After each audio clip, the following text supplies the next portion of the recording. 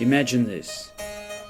The year is 1786, the place London. A crowd of 150 people jostle to enter a small theatre whose advertisements over the previous 3 weeks have caused excited expectation. The theatre is called the Eidophusikon, and it features a strange new entertainment, which a London newspaper describes as various imitations of natural phenomena represented by moving pictures. What you'll see tonight, though, is the first attempt of a small collaboration of enthusiasts to produce a working model of what a de Loutherbourg Eidophusikon show might have looked like. Our approach has been to produce a deliberate interaction between technologies of the 18th and 21st centuries, to try to capture something of the wonders of both the past and the present.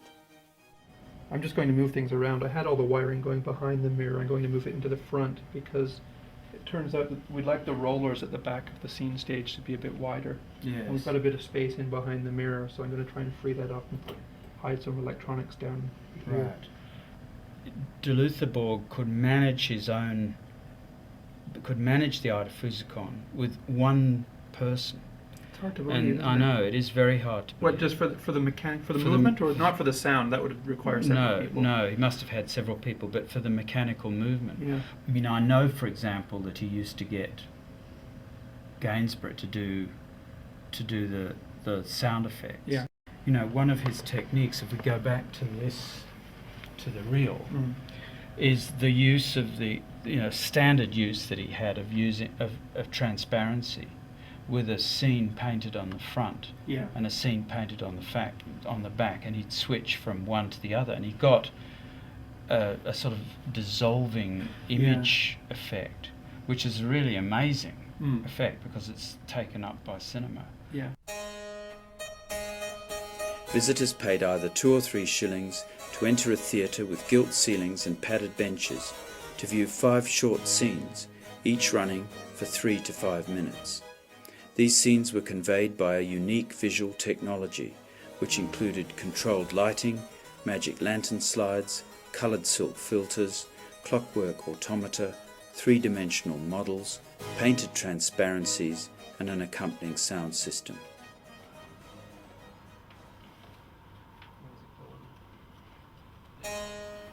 The auditorium darkens, the screen lifts, and they are enfolded into a scene. A ship that has been sailing calmly suddenly appears in distress as a torrential storm mounts. One of the audience, a young artist called William Pine, has left us a description of the scene. He knows what's going to happen because he's watching a true story that has already been a newspaper sensation.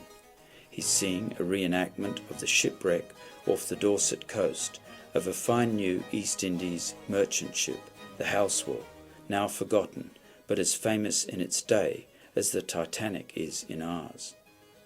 The story was the leading English weepy of 1786, and it gave rise to this, the first ever disaster movie and newsreel. The maker of the shipwreck of the Halswell, in the most literal sense, was an Alsatian-born, French-trained, English-based artist and theatre scenographer called Philippe de Loutherbourg. This was only one of his extraordinary media achievements. We have a calm season, I guess. Does it look like it's getting stormy when you go faster?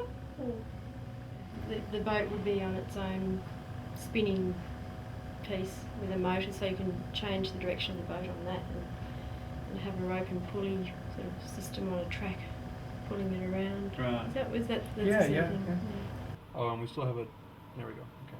The lights have gone out now. All right, so ready to start again? Yeah? Here we go.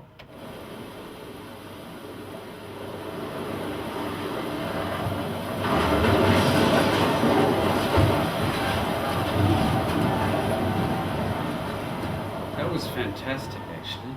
That's the best I've seen. I added a lightning flash for that first piece of thunder. There was none there before. It seemed to work. Maybe the last time it was put together, it was moved over a bit. Because it's rubbing along these bits now. Oh, really? Yeah. Okay, that's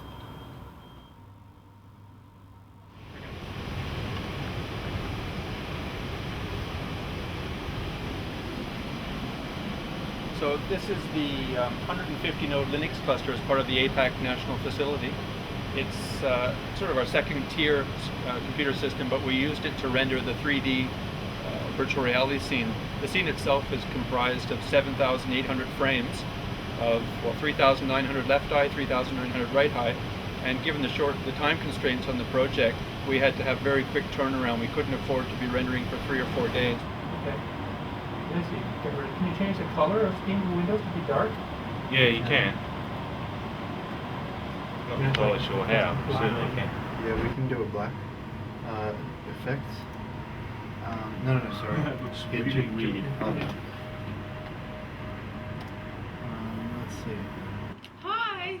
Hello, this looks so gorgeous. Colour scheme there. Isn't that incredible? Advanced, you can change bits of everything. What happened in this last few hours? Oh no. We've got a huge crowd out there, so we're ready to start coming through.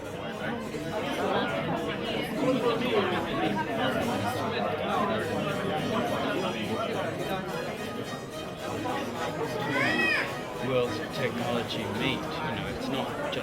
It's not just the mechanical side of it, but the 3D stuff. Getting the two together makes it really good. I think that's what's inspired it. It's a sort of augmented reality notion theme behind the whole concept, and it's very, very effective and suggestive of all sorts of new things.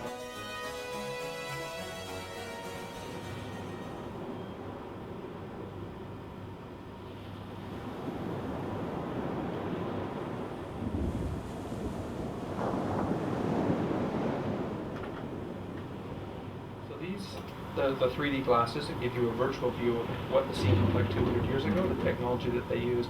So if you put the 3D glasses on, and you take a seat on the stool here.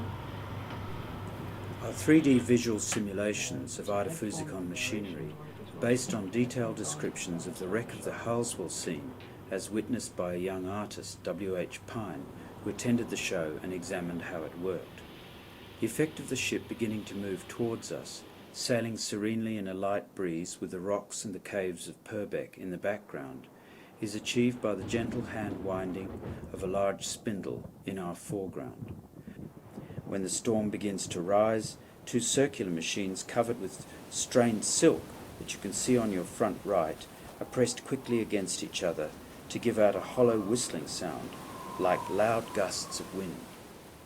De Loutherbourg's colour changes came from running slips of stained glass or silk in front of the argon lights.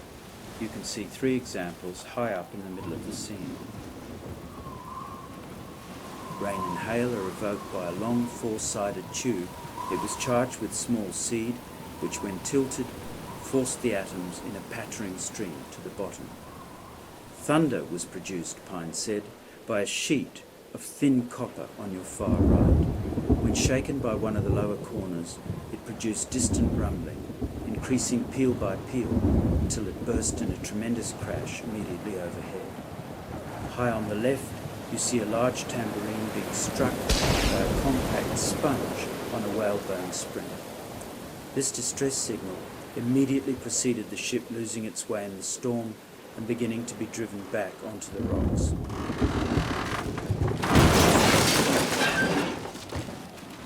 Here, Pine was overwhelmed with emotion. He felt himself to be standing on the deck, about to be engulfed by waves, yelling hoarsely into the howling storm as the Halswell dashed itself to pieces on the cruel black rocks.